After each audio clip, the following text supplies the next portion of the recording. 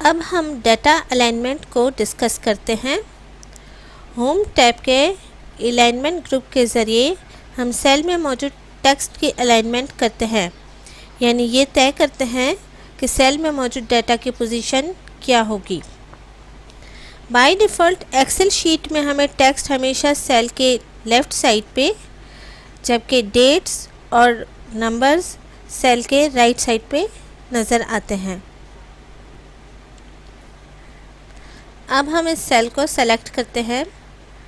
देखिए यहाँ हमें सेंटर टेक्स्ट और बॉटम अलाइन के बटन्स जो है हाईलाइटेड नज़र आ रहे हैं। इसकी वजह यह है कि हमने जिस सेल को सेलेक्ट किया है इसके अंदर मौजूद टेक्स्ट ऑलरेडी नीचे की जानिब और दरमियान में ही मौजूद है।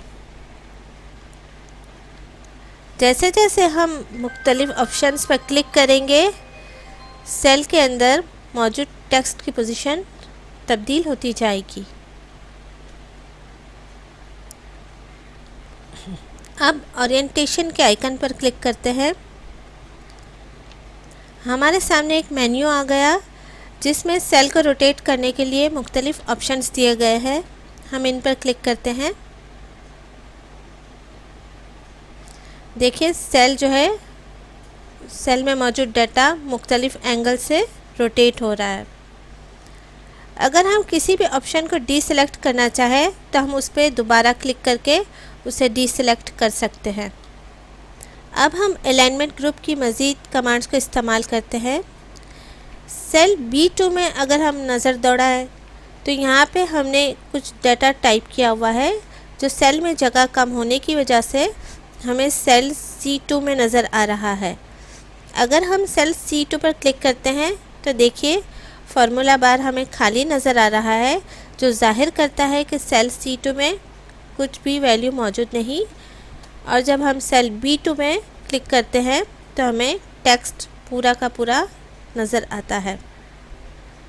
अब हम चाहते हैं कि ये जो टेक्स्ट सेल C2 में दिखाई दे रहा है ये हमें सेल B2 में नज़र आए। इसके लिए हमने सेल B2 को सेलेक्ट किया और फिर रैप टेक्स्ट के आइकन पर क्लिक किया।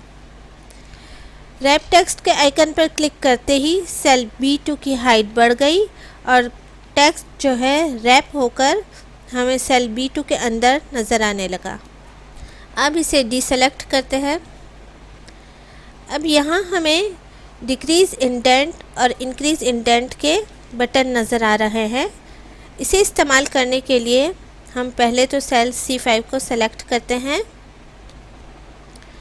इंक्रीज़ इंडेंट पर क्लिक करने से सेल में मौजूद वैल्यूज़ के लेफ़्ट साइड की तरफ स्पेस बढ़ती चली जाएगी।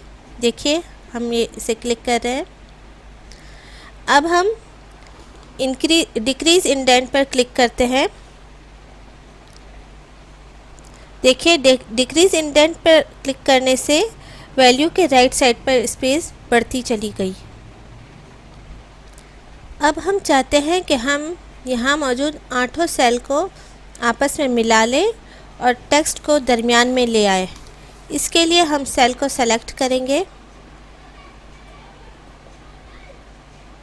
और अब मर्ज एंड सेंटर के आइकन के बराबर में मौजूद एरो पर क्लिक करते हैं। अब यह 4 ऑप्शन दिए गए हैं जिसमें से हम मर्ज एंड सेंटर के ऑप्शन पर क्लिक करते हैं। देखिए यहाँ मौजूद 8 सेल आपस में मिल गए और टेक्स्ट जो है दरमियान में आ चुका है। हम मिनी टूल बार के ज़रिए भी टेक्स्ट को अलाइनमेंट कर सकते हैं। टेक्स्ट अलाइनमेंट के लिए हम किसी भी सेल को सेलेक्ट करेंगे और फिर राइट क्लिक करेंगे। देखिए ये मिनी टूल बार हमारे सामने आ गया।